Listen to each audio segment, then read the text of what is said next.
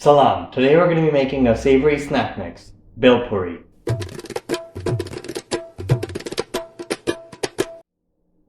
Bhel Puri is a combo of crunchy rice and noodles, veggies, sauces, and a little bit of garnish. You can't quite eat it with your hands unless you want to make a mess, but it's still like a fast street food item. You're going to need 2 to 3 cups of Bhel Puri, 1 red onion diced, 1 Roma tomato diced, 4 to 6 Thai chilies sliced, a handful of chopped cilantro, and a teaspoon of chaat masala.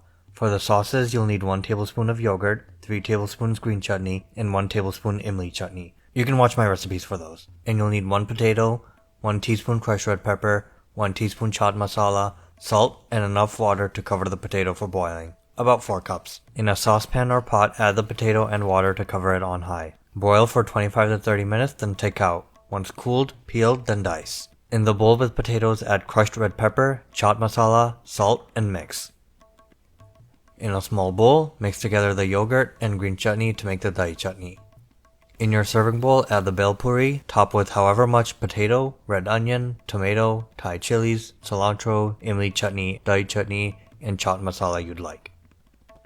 So I like to mix everything together here. Bismillah!